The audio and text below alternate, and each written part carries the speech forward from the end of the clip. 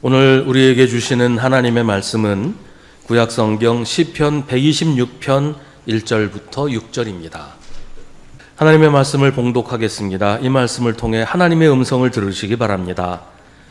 주님께서 시온에서 잡혀간 포로를 시온으로 돌려보내실 때에 우리는 꿈을 꾸는 사람들 같았다.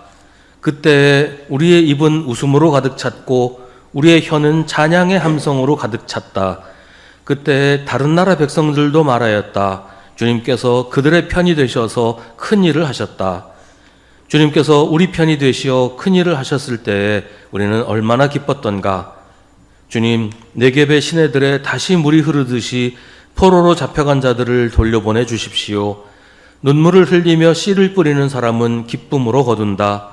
울며 씨를 뿌리러 나가는 사람은 기쁨으로 단을 가지고 돌아온다.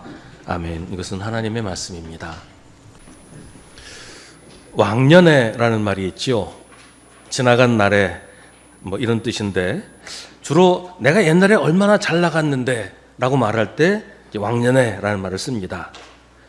사람들이 이 말을 얼마나 많이 쓰는지 왕년에라는 제목을 가진 노래도 있어요.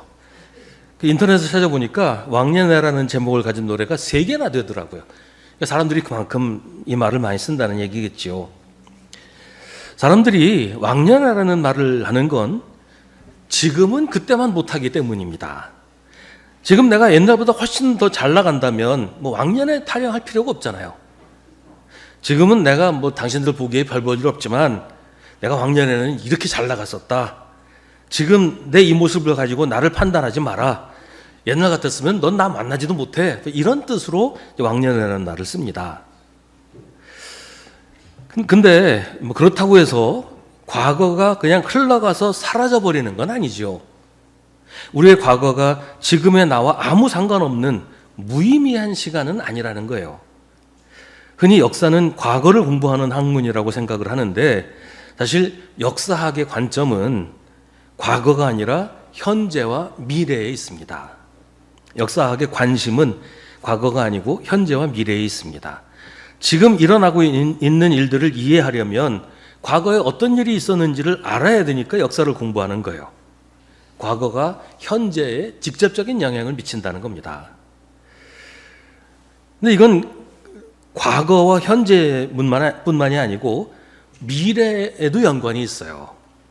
과거가 만든 현재가 미래를 만들기 때문에 과거와 현재와 미래는 연결되어 있는 것이고, 그래서 우리가 역사를 공부해야 되는 겁니다. 그러니까 과거가 어떤 식으로 현재를 만들었는지를 이해해서 현재가 어떤 미래를 만들게 될지, 우리가 바라는 미래를 만들기 위해서 현재를 어떻게 살아야 할지를 역사를 통해서 알게 된다는 겁니다. 역사는 과거를 통해서 미래를 예측하고 전망하고 형성하려고 하는 학문입니다. 우리의 과거가 지금의 나를 만들었고 우리의 미래는 지금의 내가 만들어가는 것이라는 사실을 알려주는 것이 역사입니다. 그러니까 지금 내가 미래를 만든다고 하는 것은 지금 내가 무엇을 믿고 무엇을 바라고 어떻게 살아가느냐에 따라서 우리의 미래가 달라질 수 있다는 그런 얘기예요. 오늘 우리가 읽은 시편이 바로 그걸 얘기하고 있는 노래입니다. 오늘 시편은 두 부분으로 나눌 수 있습니다. 앞부분은 1절부터 3절까지이고 뒷부분은 4절부터 6절입니다. 이 시가 기록된 것은 이스라엘이 바빌로니아에서 포로로 있다가 바빌로니아의 포로로 끌려갔다가 페르시아에 의해서 다시 가나안으로 돌아온 이후라고 알려져 있습니다. 1절부터 3절은 지난 날을 노래합니다.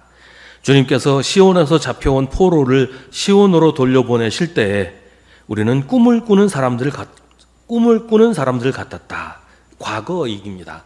아주 먼 과거를 말하는 건 아니고 이스라엘이 바빌로니아에서 해방될 때를 말합니다. 이스라엘은 바빌로니아와의 전쟁에서 패배해서 나라가 망해버렸습니다. 이스라엘 백성들은 거의 대부분 바빌로니아의 포로로 끌려가야 했습니다. 포로로 끌려간다는 것은 이민을 가는 거하고는 완전히 다른 거예요. 이민을 가도 처음에는 고생을 많이 합니다. 말도 잘 안 통하고 생활 습관이나 문화도 완전히 다르고 일자리를 찾아서 돈 버는 것도 만만한 일이 아니었죠. 그러니까 우리가 이제 미국에 이민들 많이 갔는데 그 이민 1세대들이 굉장히 고생 많이 했다는 얘기 듣잖아요. 근데 그래도 이민을 갔다고 하는 것은 자기가 원해서 결정한 것이기 때문에 뭐 계획도 있고 살아갈 방법도 나름대로 다 세워놓고 가잖아요. 근데 포로가 되는 건 완전히 달라요. 뭐 자기가 원해서 가는 것도 아니고 아무 계획도 없이 살아갈 방법 하나도 없는 채로 강제로 끌려가는 겁니다. 아프리카 흑인들이 노예로 사로잡혀서 유럽과 이민으로 끌려간 것이 바로 포로로 끌려가는 그런 상황인 거예요. 아프리카 흑인들은 미국으로 이민을 간 게 아니잖아요. 포로가 돼서 끌려간 거예요. 가서 노예가 되어서 짐승처럼 살았죠. 지금은 공식적으로 노예도 없고 인종차별도 금지되어 있지만 아직도 미국 사회에서 인종차별이 뿌리 있게 남아있다는 건 뭐 누구나 다 아는 사실입니다. 포로라는 게 그런 거예요. 그랬던 이스라엘을 하나님께서 해방시켜 주셨습니다. 이스라엘은 너무나 기뻤습니다. 얼마나 기뻤냐면 마치 꿈을 꾸는 것 같았다고 합니다.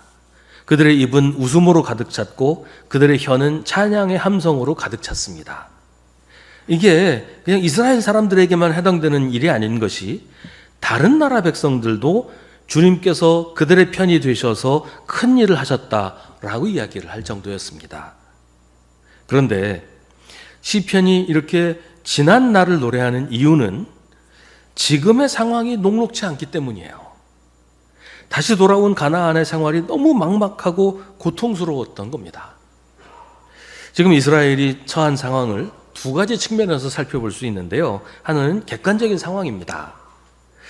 이스라엘은 이미 오래전에 전쟁에서 패배해서 포로가 됐어요. 그들이 살던 땅은 폐허가 됐습니다. 이스라엘 백성들이 바빌로니아의 포로로 끌려갈 때 모든 사람이 다 간 건 아니고 남아있는 사람들이 좀 약간은 있었는데요. 이들은 뭐 숫자도 얼마 되지 않았을 뿐 아니라 특별한 기술이나 지식이 없는 사람들만 남아 있었어요. 그러니까 할 수 있는 일이 별로 없었어요. 그냥 남아있는 땅에 농사 지어서 입에 풀칠이나 할 정도였죠. 폐허가 된 땅을 원래대로 회복시킨다는 것은 뭐 엄두도 내지 못할 일이었어요. 이스라엘이 바빌로니아 포로 생활을 끝내고 가나안으로 돌아왔을 때 가나안의 상태는 오래전 전쟁 때 폐허가 된 그 모습 그대로 남아 있었습니다. 아니, 그보다 더 심했죠. 오랜 생활 방치되어 있었기 때문에 완전히 폐허가 되고 망가진 상태였어요. 그 모습을 본 이스라엘 백성들은 기가 막혔습니다. 고향이라고 돌아왔는데 이게 사람 살 곳이 못 됐다는 거죠. 해방의 기쁨은 한순간에 막막한 탄식이 되었습니다. 오늘 1절 3절은 여전히 기뻐서 부르는 찬송이 아니라 말하자면 내가 왕년에 이랬는데 라고 하는 탄식하는 노래가 되어 있는 상태인 거예요. 그런데 사람들이 왕년회를 노래하는 이유는 정말 좋았던 때가 있었기 때문이잖아요. 옛날엔 지금보다 더 형편없었다. 그러면 왕년회를 노래할 이유가 없죠. 이스라엘 백성들이 포로에서 해방되었을 때를 노래하는 것은 그때는 정말 좋았기 때문이에요. 이제 다시는 돌아가지 못할 거라고 생각했던 고향으로 하나님이 주신 땅 가나안으로 돌아갈 수 있다는 것만으로도 믿어지지 않을 정도로 기뻤고 좋았다는 거죠. 마치 꿈을 꾸는 것 같았다는 겁니다. 지금 이스라엘의 상황을 생각할 때 또 한 가지 고려해야 할 것은 이스라엘 백성들의 마음 상태입니다. 지금 이들이 가진 마음과 똑같은 마음을 가졌던 적이 이전에도 있었어요. 이집트에서 노예로 있다가 해방돼서 광야를 건널 때가 그랬습니다. 그때도 객관적인 상황은 힘들었지요. 광야라는 게 그렇잖아요. 물도 없고 풀도 없는 모래 아니면 바위뿐인 그런 곳이 광야입니다. 광야를 건너가는 게 결코 편할 수는 없단 말이죠. 하지만 광야에서도 하나님이 직접 그들을 인도하셨고 날마다 먹을 것을 제공해 주셨고 마실 물이 없으면 바위가 터져서라도 물이 나오게 하셨단 말이죠. 그래서 조금 불편하기는 해도 못 살겠다고 할 정도는 아니었어요. 그런데도 이스라엘 백성들은 불평하고 원망합니다. 이집트에서 노예로 살 때가 더 좋았다. 이런 말까지 했어요. 사람이 자유를 빼앗긴 채로 오래 지내다 보면 그게 정상이라고 생각하게 돼요. 그런 상태에서 갑자기 자유를 얻게 되면 오히려 불편하고 두렵습니다. 옛날에 그런 실험을 한 적이 있었어요. 쥐를 잡아가지고 완전히 밀폐된 상자 안에 넣습니다. 빛은 한 점도 들어오지 않는 완전히 깜깜한 상자 안에 넣고 며칠을 보내요. 그러다가 갑자기 그 상자를 열면 빛이 막 들어가잖아요. 그러니까 쥐가 죽어요. 빛이 없는 상태를 정상이라고 생각하고 거기 길들여지고 익숙해지면 빛을 감당하지 못해서 죽어버린다는 거예요. 자유 없는 상태에서 노예로 오래 살면 노예가 정상이라고 생각하게 되고 자유를 불편해하고 두려워하고 감당을 못하게 된다는 거예요. 그 자유보다 노예가 더 편하다고 생각하는 사람들이 있는 겁니다. 우리나라가 일본의 지배에서 해방되었을 때도 그랬다고 들었어요. 해방은 되었지만 당장 먹고 사는 게 큰일이었죠. 공장은 멈추고 나라는 혼란에 빠져 있었어요. 한국 전쟁이 아니었더라도 상당 기간 우리나라는 전 세계 최빈국에서 벗어나기가 힘들었을 거예요. 그걸 보면 일본이 우리나라를 잘 살게 해줬다, 일본 때문에 우리나라가 잘 살게 되었다는 말은 전혀 근거 없는 얼토당토하는 거짓말입니다. 정말로 일본이 우리나라를 잘 살게 해준 게 맞다면 해방되었어도 어느 정도는 살만 했어야 되잖아요. 해방되자마자 전 세계에서 가장 가난한 나라가 되었다는 건 일본이 우리나라에 한 일이 잘 살게 해준 게 아니라 다 뺏어간 것뿐이라는 얘기인 거죠. 해방 후에도 일제 때가 더 좋았다고 말하는 사람들이 있었다고 들었는데 이게 이스라엘하고 비슷한 거예요. 오랫동안 노예로 살면 그게 익숙해서 오히려 그게 정상이라고 생각하게 된단 말이죠. 자유에는 대가가 따릅니다. 자유를 얻은 후에는 그 자유를 유지하기 위해서 막중한 책임을 져야 합니다. 이스라엘 백성들이 광야에서 한 불평은 이집트에서 고기 가마를 옆에 끼고 마음껏 고기를 먹었다는 건데요. 그건 말도 안 되는 얘기예요. 지금이 불편하니까 얘는 노예로 살 때가 더 좋았다, 그 얘기를 하려는 거죠. 일제강점기가 더 좋았다는 투정이 바로 그런 겁니다. 아무튼 지금 이스라엘 백성들의 마음 상태가 그런 거예요. 여기서 어떻게 살란 말인가? 이렇게 살려고 바빌로니아에서 돌아왔단 말인가? 하나님이 우리를 바빌로니아에서 가나안으로 돌려보내실 때는 정말 좋았는데 이게 뭔가? 하나님이 우리를 골탕 먹이시려는 건가? 3절에서 주님께서 우리 편이 되시어 큰일을 하셨을 때 우리는 얼마나 기뻤던가 라는 말에는 그때 누렸던 기쁨과 함께 그랬는데 지금 이게 뭔가라는 불평이 담겨 있는 거예요. 객관적인 상황은 그렇다고 해도 마음 상태가 이렇게 된 것은 믿음의 문제입니다. 객관적인 상황 때문에 하나님께 대한 믿음이 무너져 버렸다는 거예요. 상황이 너무 안 좋으니까 믿음이 어디론가 사라져 버린 겁니다. 이스라엘 사람들에게 있어서 상황이 하나님을 이긴 셈입니다. 오늘 시인은 그런 이스라엘에게 촉구합니다. 기억하라. 하나님이 하신 일을 기억하라. 하나님이 이스라엘의 편이었다는 사실을 기억하라. 그때 이스라엘의 편이었던 하나님이 지금 딴 편이 되신 게 아니지 않느냐. 하나님이 우리 편이시라는 것을 기억하라고 노래하는 겁니다. 이스라엘이 다시 가나안으로 돌아오게 됐을 때 얼마나 기뻤었는지를 기억하라고 합니다. 그리고 그게 누가 한 일인지를 기억하라고 합니다. 주님께서 시온에서 끌려간 포로를 시온으로 돌려보내실 때 이스라엘이 가나안으로 돌아온 것은 이스라엘의 공로가 아니었다는 겁니다. 이스라엘이 죽을똥살똥 노력해서 포로에서 해방된 것이 아니라는 것을 기억하라는 겁니다. 그건 하나님이 하신 일이었습니다. 처음부터 끝까지 하나님이 하신 일이었어요. 이스라엘이 왕년에 잘 나갔던 것도 하나님의 은혜였고 이렇게 해방돼서 다시 자기 땅으로 돌아오게 된 것도 하나님의 은혜입니다. 상황이 안 좋다고 이렇게 불평하고 원망하는 것이 얼마나 어리석은 일인지를 기억하라고 하는 겁니다. 시인은 이스라엘 백성들에게 지난 날을 기억하라고 합니다. 기억해야 하는 이유는 그 기억으로부터 다시 시작해야 하기 때문입니다. 하나님께서 이스라엘을 가나안으로 폐허가 된 황무지 가나안으로 돌아오게 하신 것은 여기서 다시 시작하라고 하시는 것입니다.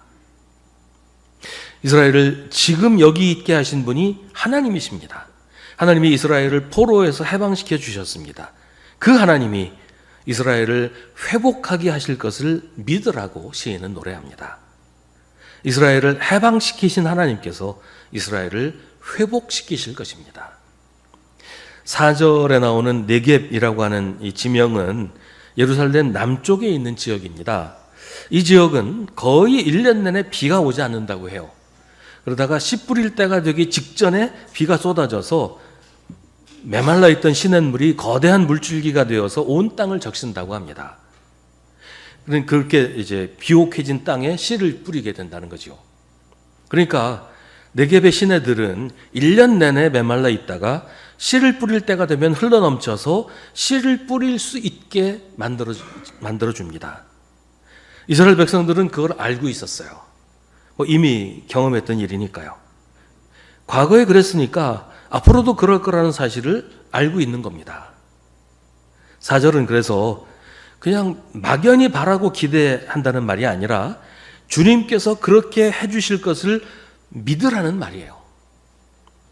비가 오지 않아서 바짝 말라붙은 네겝의 시내처럼 메마르고 황폐한 현실만 보지 말고 씨 뿌릴 때가 되면 다시 물이 넘쳐 흐르는 네겝의 시내를 믿음의 눈으로 보라는 겁니다. 당장의 현실만 보지 말고 과거에 풍성하게 은혜를 베풀어 주신 하나님의 은혜를 기억하면 거기서 미래가 보인다는 거예요. 과거에 은혜를 베풀어 주신 하나님이 지금은 이스라엘을 버리신 게 아니잖아요. 그 하나님이 이스라엘을 포로에서 해방시켜 주셨잖아요. 그때는 그렇게 좋아서 마치 꿈꾸는 것 같다고 하더니 그때는 너무 기뻐서 웃음으로 찬양의 함성으로 가득 차더니 그 믿음이 다 어디로 갔단 말이냐라고 하는 겁니다. 하나님은 조금도 변함이 없으신데 당장 눈앞에 펼쳐진 폐허만 보고 낙심해서 주저앉아 있다니 당신들에게 믿음이란 도대체 뭔가요? 왕년에 좋았다고 노래만 부르지 말고 왕년에 은혜를 베푸셨던 하나님을 믿으라고 시인은 노래합니다. 하나님께서 이제 새롭게 시작하게 하셨으니 하나님을 믿고 씨를 뿌리라고 시인은 노래합니다. 4절에 포로로 잡혀간 자들을 돌려보내 주십시오. 이 대목에서 이 포로라는 말은 번역에 좀 문제가 있습니다. 옛날에 번역된 성경, 지금 우리가 쓰고 있는 새번역 성경을 포함해서 이전에 번역된 성경에는 다 이제 포로라고 번역을 했어요. 근데 최근에 번역된 성경은 이 말을 운명 또는 재산이라고 번역을 합니다. 거의 대부분의 영어 성경은 모두 fortune이라고 번역을 하는데요. 이 말은 운명 혹은 재산이라는 뜻을 가진 단어예요. 우리말 번역도 가장 최근에 번역된 성경은 모두 운명이라고 번역하고 있습니다. 가장 최근에 출판된 새 한글 성경은 바꾸어 주십시오, 오 여호와여, 우리의 운명을 네겝의 물길처럼이라고 번역하고 있습니다. 그래야 의미가 통해요. 이미 포로에서 해방돼서 돌아온 상태잖아요. 그 돌아온 사람들한테 그 포로를 다시 돌아오게 해달라고 요청하는 건 이 문맥상 맞질 않죠. 그러니까 히브리어 단어를 번역할 때 그 단어의 의미가 뭐 다양하게 번역될 수 있는데 여기 이 대목에서는 포로로 번역하는 건 적합하지 않고 운명 혹은 재산이라고 번역하는 게 적합하다는 거예요. 그러니까 이 말씀도 주님, 네겝의 시내들에 다시 물이 흐르듯이 우리의 운명도 회복시켜 주십시오. 혹은 주님, 네겝의 시내들에 다시 물이 흐르듯이 우리의 재산도 회복시켜 주십시오. 라고 번역하는 것이 어울립니다. 네겝 지역에 비가 내려서 네겝의 시내에 다시 물이 흐르면 농민들은 씨를 뿌리러 나갑니다. 얼마 전까지만 해도, 며칠 전까지만 해도 메마른 땅이었는데 도무지 씨를 뿌릴 수 없는 땅, 씨를 뿌리는 게 헛수고일 것 같은 땅이었는데 이제는 주님이 비를 내려주셔서 물이 넘쳐 흐릅니다. 그러니까 씨를 뿌리러 나가는 거예요. 눈물을 흘리며 씨를 뿌리는 사람은 기쁨으로 거둔다. 울며 씨를 뿌리러 나가는 사람은 기쁨으로 단을 가지고 돌아온다. 도무지 희망을 걸 수 없었던 유배지, 포로된 땅에 살던 백성들을 하나님께서 회복시켜 주신 것처럼 도무지 희망이 보이지 않는 황무지를 하나님께서 회복시켜 주실 테니 씨를 뿌리라는 겁니다. 우리의 재산도 우리의 운명도 하나님께서 회복시켜 주십니다. 그러니 지금은 씨를 뿌려야 합니다. 우리나라도 여름이나 초가을쯤에 태풍이 많이 불잖아요. 강한 태풍이 불면 농사를 완전히 망치게 됩니다. 1년 내내 땀 흘리고 수고해서 농사를 지었는데 이제 추수만 하면 되는데 하루아침에 그 모든 게 다 날아가 버릴 때가 종종 있었어요. 벼는 다 쓰러지고 땅은 망가져서 농민들은 낙심해서 주저앉게 됩니다. 하지만 그렇다고 농민들이 농사를 포기하지는 않아요. 새봄이 되면 농민들은 다시 씨를 뿌립니다. 눈물을 흘리며 씨를 뿌립니다. 울며 농부는 다시 씨를 뿌립니다. 뿌려봐야 소용없을 것 같은 땅에 씨를 뿌립니다. 다시 태풍이 불어서 또다시 거두지 못하게 될 수도 있지만 그래도 농민들은 씨를 뿌립니다. 지금까지 살아오면서 태풍으로 망했던 해보다는 그래도 풍성하게 거둬들여서 기뻐했던 날들이 더 많았던 것을 기억하면서 씨를 뿌립니다. 기억은 힘이 셉니다. 과거는 현재를 버티게 해주는 힘입니다. 그 힘으로 미래를 심어야 한다는 거죠. 지금까지 살면서 힘들고 아팠던 일들도 많았지만 그때마다 하나님께서 우리를 도우셔서 견디고 버티면서 여기까지 왔잖아요. 그걸 어떻게 잊어버립니까? 과거에 나를 도우셨던 하나님이 지금도 변함없이 나를 도우십니다. 그래서 우리의 미래를 열어주십니다. 지금은 눈물을 흘려야 할 수도 있어요. 모든 게 험악하고 막막하기만 한 분들도 있을 거예요. 더 이상 버티고 견디는 게 무슨 의미가 있을까? 지금 뭘 시작한들 그게 무슨 소용이 있을까? 이런 생각도 하게 되잖아요. 하지만 울면서라도 씨를 뿌려야 합니다. 그래야 거둘 수 있어요. 거두게 하시는 분은 하나님이십니다. 농민들은 그걸 너무 잘 알아요. 내가 씨도 뿌리고 내가 1년 내내 고생해서 농사를 짓지만 거두게 하시는 분은 하나님이시다. 풍년을 가져오는 건 내 땀이 아니라 하나님이시다. 그래서 전 세계 어떤 지역에서도 농사 짓는 지역에서는 옛날부터 추수감사절을 항상 지켰어요. 추수하게 하시는 분은 하나님이시라는 것을 농민들은 알기 때문이에요. 울면서 씨를 뿌리면 하나님이 거두게 하십니다. 눈물로 씨를 뿌리면 하나님이 우리에게 기쁨을 거두게 하십니다. 우리가 씨를 뿌리지 않으면 하나님도 방법이 없어요. 그러니 눈물을 흘리더라도 씨를 뿌리러 나가야 하는 거예요. 메마르고 거칠어진 우리 환경도, 우리 삶도, 우리 마음도 하나님이 회복시켜 주십니다. 내깁의 시내와 같이 말라버린 우리를 하나님께서 다시 회복시켜 주셔서 물이 넘쳐 흐르게 하십니다. 우리의 아프고 지친 몸과 마음도, 낙심하고 슬퍼하는 우리의 심령도 하나님이 회복시켜 주십니다. 오늘 시편은 회복시켜 달라고 기도합니다. 하나님께서 하나님의 백성을 회복시켜 주실 것이라고 믿습니다. 그런데 우리가 편하고 좋았던 시절로 돌아가게 해달라고, 그런 삶을 회복시켜 달라고만 기도하면 하나님이 계획하고 준비하고 계시는 희망과 미래에 미치지 못합니다. 하나님은 단순한 회복이 아니라 부활을 계획하고 계십니다. 좋았던 옛날로 돌아가게 하시는 게 아니라 새 하늘과 새 땅, 부활의 하늘과 부활의 생명을 준비하고 계십니다.